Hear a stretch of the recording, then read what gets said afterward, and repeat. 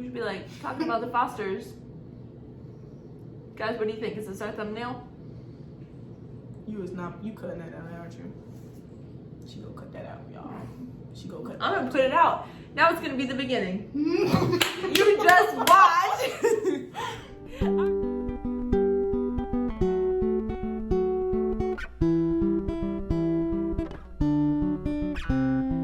Alright, so Miss A and I are gonna talk to you about The Fosters. It's a series that has been around for a while. There's 5 seasons.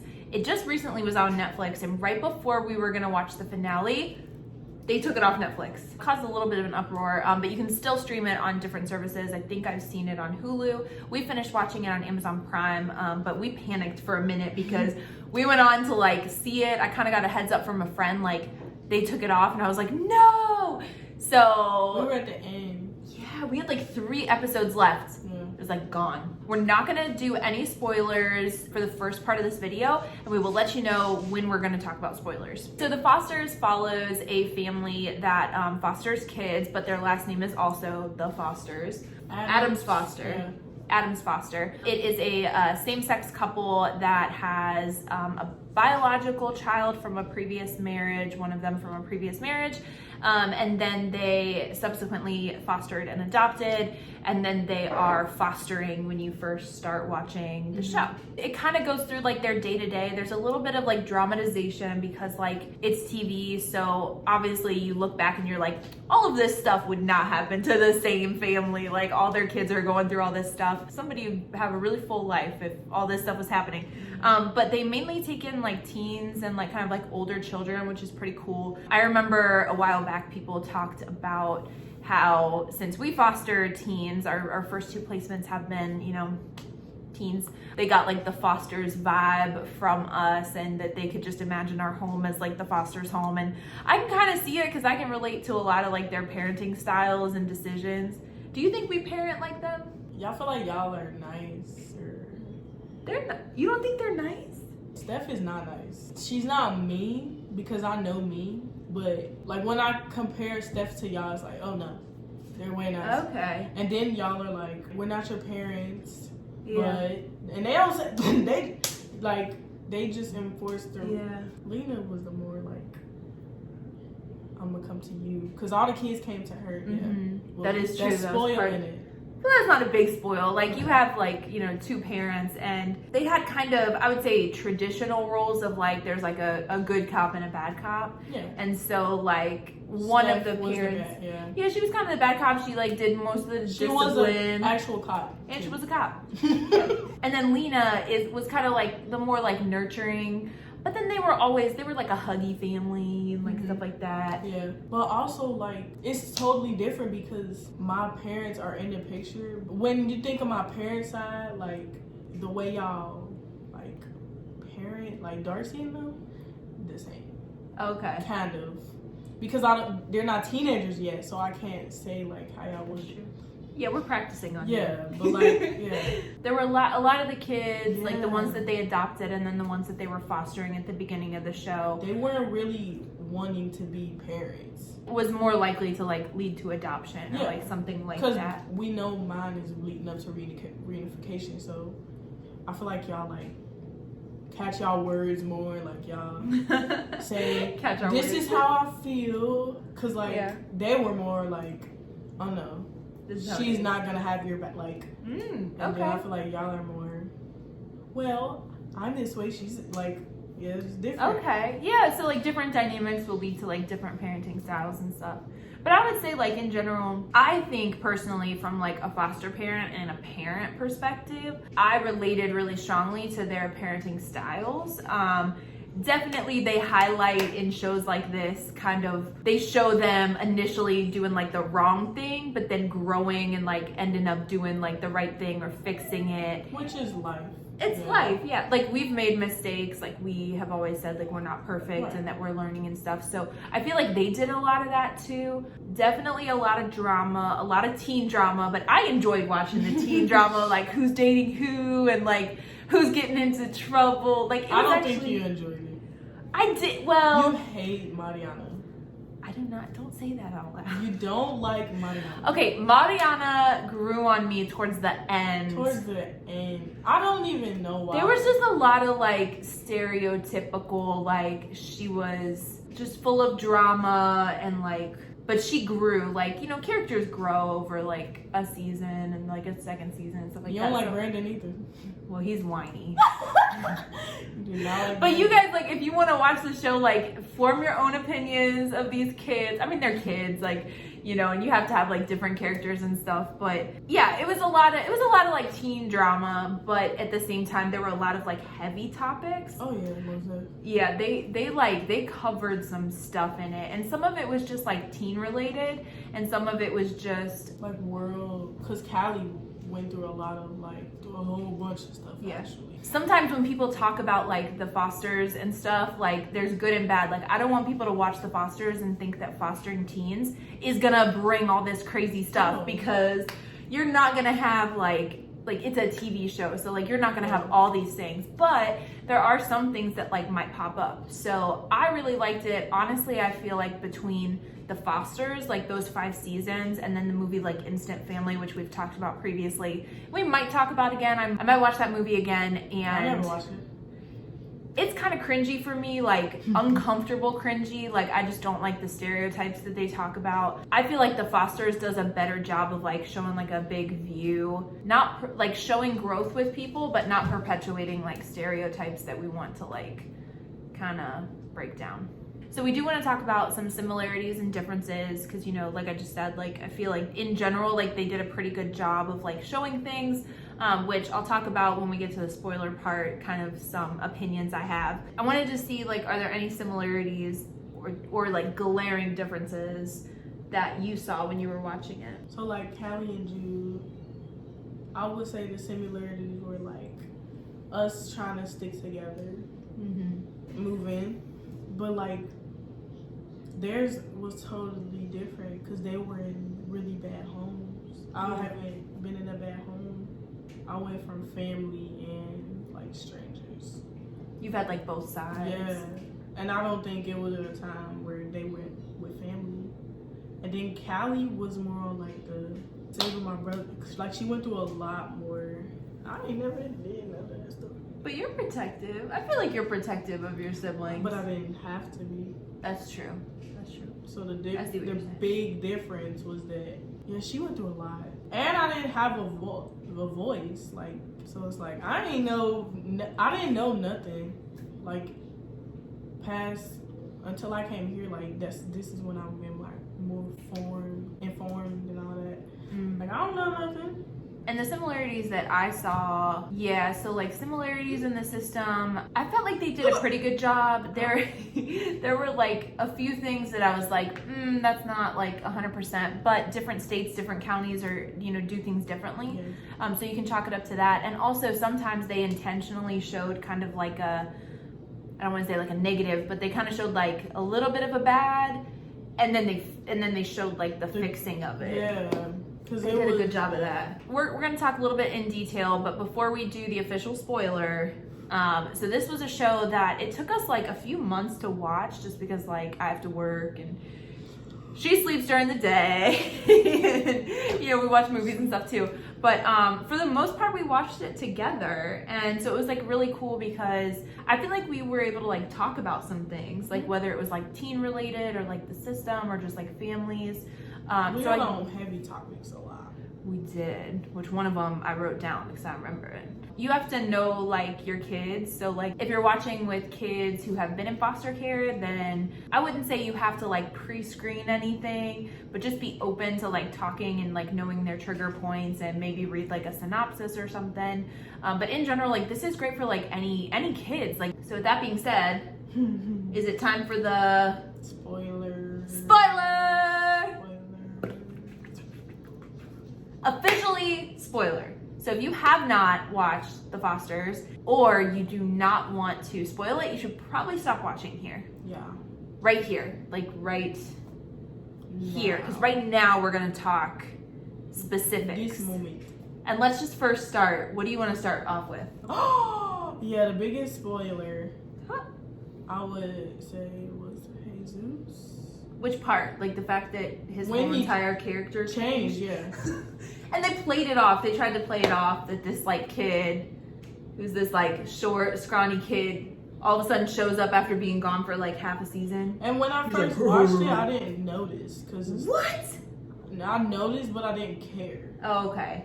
But you're like, oh no. There was some crazy stuff. I would say like one of the earlier episodes, which you guys might find like super relatable, is Mariana and Jesus are twins, so they have the same birthday, but she has a huge quinceañera, and I felt like, oh my gosh, this is crazy, because we had a quinceañera for Miss A, and like obviously not to the same scale, but I remember like a few episodes after that, I had like checked in with her to see like, are you cool like watching this? Like there's some like similarities. And I remember you said, no, I don't see any similarities. And I was thinking to myself, wow, because a lot of the stuff that they showed, I feel like we have experienced.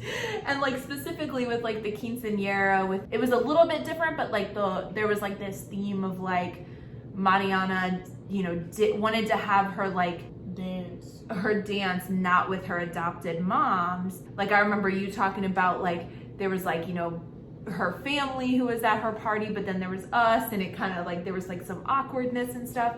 So there were just like so there were just like some things where it was like, oh, I could relate to that. Like definitely, you know, I feel like there was very few things that would have been like identical, if any, but just like some themes that I felt were pretty relatable. But yeah, so that one specifically, I remember watching it, I was like, oh my gosh, it's a quinceañera. Like, wow. Now I think about it, yeah.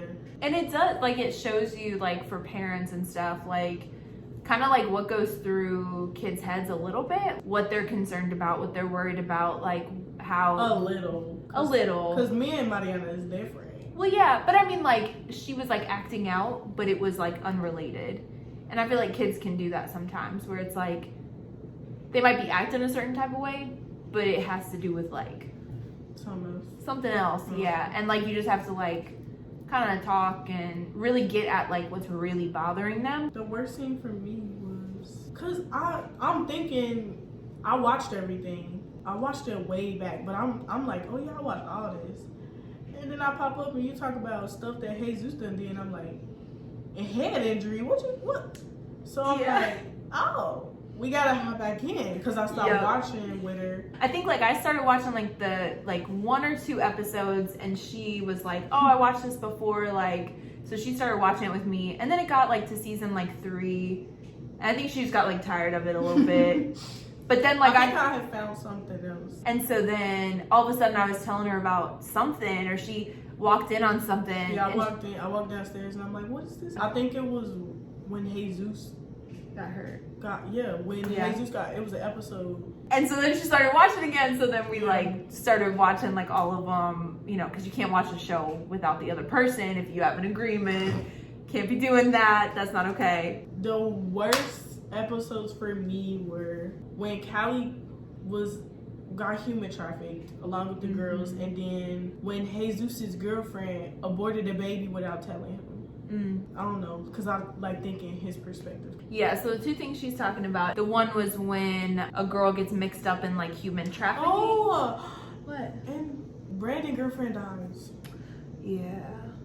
That's a big spoiler. I really hope you all jumped off if you didn't want spoilers. But one of Brandon's girlfriends, she has cancer and it's terminal, and so that was really sad. But Callie like gets involved in human trafficking, but not in it for participating, but like to try to like take down these people and like protect these other girls. So she was helping another girl. Yeah, those were heavy episodes, and those were towards the end. And then Jesus had a girlfriend, and like right before he had his brain injury, she ended up getting pregnant, and because of his brain injury, she decided to have an abortion and like didn't tell him. So those were heavy. Yeah, she said she wasn't like ready for it, and she wasn't ready. Yeah, and that it was her body, and she wanted to finish school. Yeah, so like there are some really heavy topics, especially towards the end. They really like worked their way up and stuff. One of the earlier episodes that I remember, like you and I had like a big conversation about, was the one with religion, where Mariana is reconnecting with some of her birth family, and her birth family is Catholic, and so she's talking about being baptized because like the church is beautiful, and that was a heavy topic, and she wanted to be like accepted by like her family, and her adopted parents were like against it. And like we had good conversation about that, because I was like, yeah, no, she should not be baptized. She wasn't trying to get baptized for the reasons of like the religion or stuff like that. It was, she was feeling pressure to be like accepted, and that's like a topic that comes up with kids who are in care. I was saying that if she want to get baptized, she can get baptized, because all the rest of her birth family did it, so she wanted to do it to be a part. But like when I think of pressure, I'm thinking, oh, but Mariana, like you need to get baptized. Like, oh yeah, they weren't like, yeah, like you need like, to do this. Yeah, it was more her like just wanting. Actually, I feel like they did give her like an ultimatum. I want to say they. I don't remember. But yeah, it was mostly like, and you actually see this with kids who have been in foster care, and or have been adopted. Like there's this feeling to like belong and be accepted, and so as the caregiver, there's this like responsibility to like protect your kids, and so like you don't want them getting wrapped up in something that doesn't agree with their, you know, values or your family's values or something like that. You want to make sure if they're going to make a choice like that, that they're like at a certain age and it's for all the right reasons. So there's a lot of LGBTQ themes in it. One thing that I absolutely love is Aaron's character. Aaron. Oh yeah, Aaron. Aaron He's so is cute. the trans male. Whew, super crush. Super crush. Super crush. He is adorable. I love Aaron. Aaron, He I is hope you cute. see this. Yeah. I love you. If you see this, yeah. Like she ain't got a husband, I'm there. He's a trans male actor. He's also been in Shameless. And I love when different series will bring in like true, authentic, like well-represented experiences for like the LGBTQ community. So that is a beautiful part of the storyline. So Callie, you know, she was trying to protect her brother because they were split up. Because she went to juvie because she was trying to help him out because the foster dad was like hitting on Jude, I think. Because at the end, when she couldn't get adopted, that big old packet. Yeah. Let's talk about that.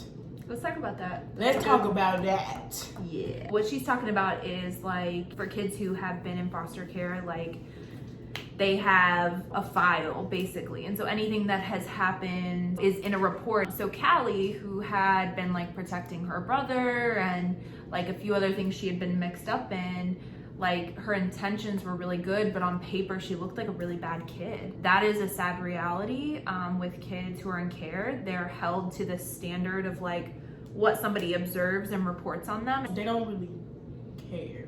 Yeah, they reduce it down to like words that will stick with them, and they're just like branded with that forever. And that's why like when John and I have in the past like gotten placement calls, like there are certain things that like we have to like know, like okay, that's something that I don't think we can deal with. Yeah, like I don't think that we can have like open violence if a kid has like quote unquote like shown violent or has been aggressive.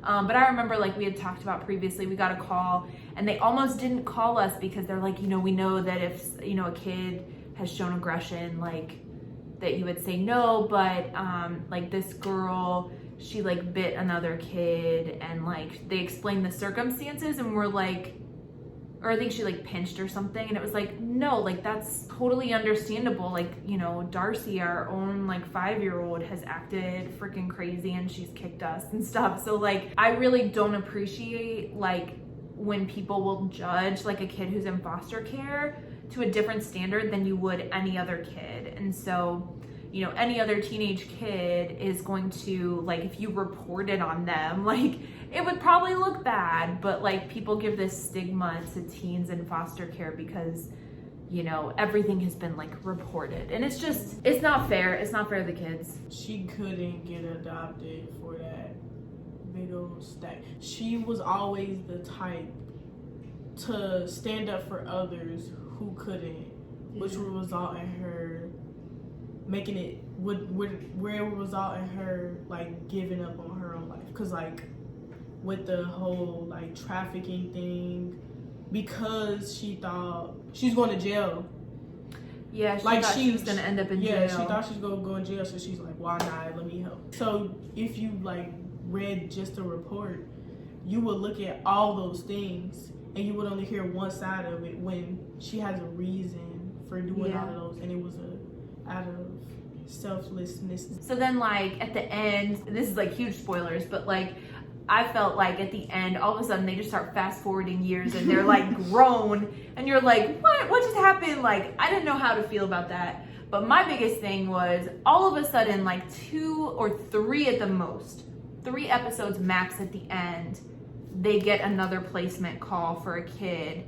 And I think that the people who created the show realized that they have this whole entire 5 seasons of a foster care adoption show, and they have yet to show a positive reunification situation. And so the very end, like 2 to 3 episodes, they get this kid. It's this young kid. He's like adorable. Yeah, he was so smart and like kind-hearted and so amazing. Ooh. And it ends up like he reunifies with his mom, which was like beautiful. And it's like, okay, I feel like they felt like, okay, we're at the end of the show. We have yet to show reunification, and that's what ends up happening with over half of the like kids. So we have to represent that. So I'm glad they put that in. But for me, it was really hard because the moms, like, who have shown all this growth and understanding, like this kid comes into their house and they're like, you're with us, like, you're gonna be ours. They're like telling him that they're gonna adopt him. And like the jump from you're in foster care to like, you're going to like be a part of our family, we're gonna make sure you're adopted, when the parents in the picture, that was like a huge no-no to me. Like, if the parents are in the picture, they're actively like working on their case plan and themselves, then like they like reunification is going to be supported. So I didn't really like love how they did that, but finally they came around and they were like, okay, we get it, like that's best for you. And I'm like, dang, like at first I was like, when you're doing those, but I was getting heated about it. She was at a 10. I'm like, can you come to a 2, please? They just want him to know. You're like, no, they should be supporting, because they would say it when like when they would find out the mom didn't do something, or like it's going backwards, and so then they're like, oh yeah, she didn't do this when he asked, so you're gonna get adopted. So I'm like, they're just trying to like. But what if we like? There was some specific. There was some specific. Relax. I'm about to go to the 10. Relax. Because like, if we were to like come in and be like, don't worry, we're gonna adopt you, and she's sitting there like, but I got a mom. That's like what it would be like. You look dumb as a foster mom. Yeah, like you just look dumb as a foster parent. Like. Yeah, she's like, oh nah, they need to be quiet, keep down the low. Watch the show. Watch the show. And let us know what you think about it when you get that far. Like I said, it's still streaming on different channels. I'm pretty sure right now it's on Prime, and I heard a rumor of Hulu, so you can check it out there, and eventually it might come back to Netflix. But highly, highly, highly recommend, especially if you are parents of teenagers, if you are fostering older kids, if you're curious about the system and like different things. I think it does a really great job, and it's highly entertaining. We're not gonna watch the spinoff though. No. Nope, we're great. Not interested, sorry. All right, bye everybody. Bye.